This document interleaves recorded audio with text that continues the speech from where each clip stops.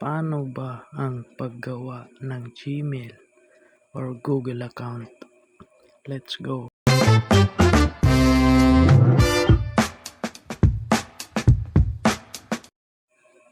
Una, punta po tayo sa ating home screen. Tapos punta po tayo sa settings ng ating mobile.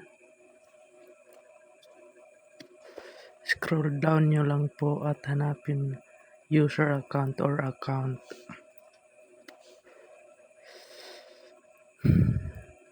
Scroll down nyo po at pindutin ang add account. Tapos piliin po ang Google.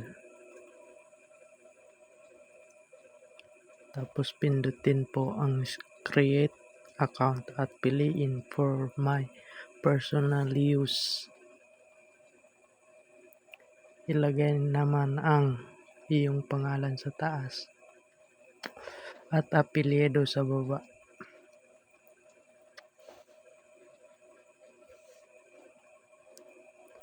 Tapos ilagay ng tama ang iyong birthday at kasarian.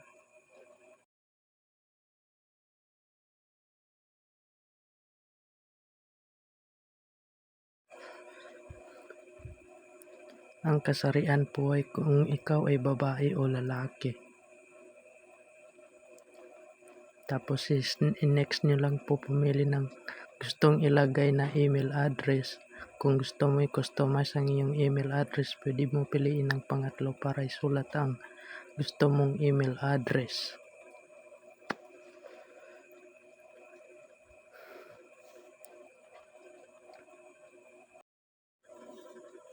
Pagkatapos pindutin lamang ang next. At the last part, maglagay lang ng gusto mong password ng iyong Google account.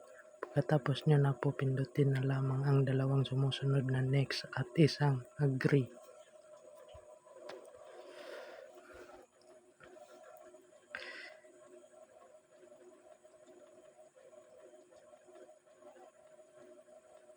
Tada, tapos na po, meron na po tayong Gmail account. Huwag kalimutang mag-subscribe, mag-like at pindutin lamang po ang bell button para sa mga susunod na video. Maraming salamat.